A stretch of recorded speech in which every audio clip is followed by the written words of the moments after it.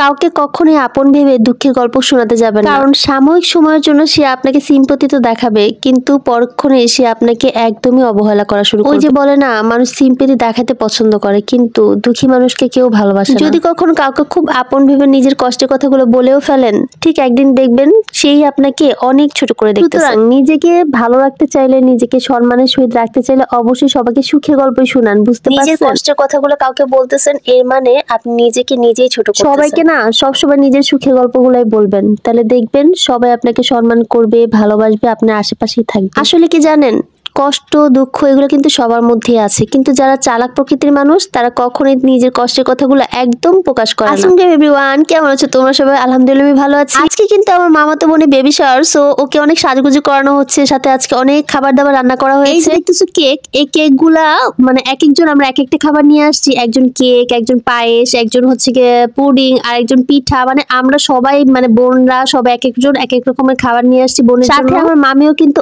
অনেক বড় আয়োজন করেছে সবাইকে খাওয়ানোর জন্য। এই যে দেখো টেবিলে কিন্তু এখনো খাবার সাজানো শেষ হয় নাই, এদিকে কিন্তু সবাই ফটো তোলা শুরু করে দিয়েছে। আর এইটা দেখো, এটা হচ্ছে একটা পিঠা, যেটা কিন্তু একটা ছেলে একটা মেয়ে বানানো হয়েছে। আর এটা রহস্যটা তোমাদেরকে একটু পরেই বলতেছি। অবশ্যই এই পিঠার রহস্য জানতে হলে অবশ্যই আমার পেজটাকে ফলো দিয়ে আমার পাশে থাকতে হবে। আর নতুন নতুন ভিডিও দেখতে চাইলে আমাকে লাইক কমেন্টস করতে হবে। ইউটিউব থেকে দেখতেছো তারা অবশ্যই এটা সাবস্ক্রাইব করে দিও প্লিজ। আর এই খাবারগুলো আমরা সবাই নিয়ে গিয়েছি। আর এই যে সন্দেশ, সবুজ সন্দেশটা ছিল, সেটা হচ্ছে আমার মামি বানিয়েছে। আর এই কেকটাও কিন্তু দেখতে অনেক সুন্দর, কিন্তু খেতে তেমন একটা মজা ছিল না। আর ওই যে বাটিতে ওটা ছিল পিঠা, চুই পিঠা।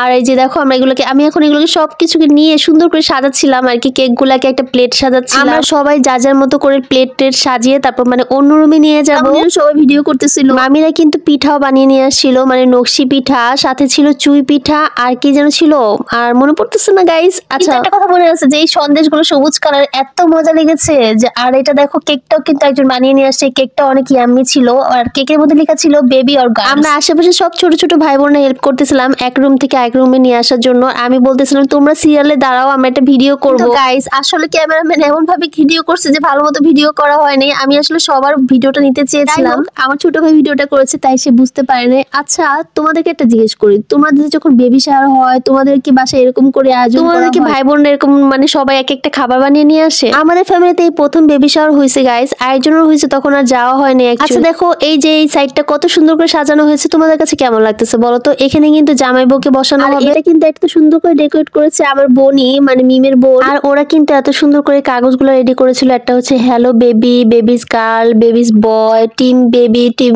গার্ল, তারপর খালা মনিজ, মানে অনেক কিছু ছিল, নানু মনিজ। এই সবগুলো কাগজই সবাই একটা একটা করে হাতে নিয়ে ছবি তুলবে, এর জন্য এই যে দেখো আমাদের জামাই বউ কিন্তু চলে আসছে। আমি আমার বোনকে একটু রেডি করে দিচ্ছিলাম, মম টু বি এই কাগজটা পরিয়ে দিচ্ছিলাম ওকে। অনেক সুন্দর লাগে কিন্তু এটা দেখতে। মাশাআল্লাহ মাশাআল্লাহ, আমাদের কাপলকে অনেক সুন্দর লাগতেছে। তোমরা একটু দোয়া করে দিও। একটু ভাগায় টাকা দিয়ে নিজেই ছবি তুলতে দাঁড়ায় গেছি। আজকে কাউকে ছবি তুলতে দিব না, আমি নিজেই। বেবি শাওয়ারে যে নাকি বেবির মার কানে কানে কিছু একটা বলতে হয়, তো আমি বলতেছিলাম কবে তুমি আসবে আর কবে আমাকে খালামুনি করে ডাকবে। আর এইটা হচ্ছে বেবির বড় বোন, কদিন পরে যখন বেবি হবে তখন ও বড় বোন হয়ে যাবে। এই যে দেখো আমাদের ফ্যামিলিতে আমরা এই 3 বোন মোটামুটি একসাথেই বড় হয়েছি। আমার এই মামাতো বোনগুলো আছে বলে আমার জীবনে এতটা আনন্দ। ভাই রে ভাই, এতক্ষণ ধরে যে এত ছবি তুলছে, আমরা তো চান্স 1-2 ঘন্টা শুধু বসেই ছিলাম, কখন ওর সাথে ছবি। যখন চান্স পেয়েছি তখন তো সরতেছিলামই না যে ওর সাথে এখন ছবি তুলবো আর সরবো। আসলে বাসায় এত মেহমান ছিল যে আমরা চান্স পাচ্ছিলাম না ছবি তুলতে। লাস্ট টাইমে যখন ছবি তুলতে বসছি তখন আর উঠতেছিলামই না। গাইস আমি একটু ছোট ছোট ক্লিপস নিয়ে টিকটকে শুট করতেছিলাম। আল্লাহ তাআলা যখন কারো প্রতি রহমত নাজিল করেন তখনই কিন্তু একটা মেয়ে মা হয়। আর সন্তান হচ্ছে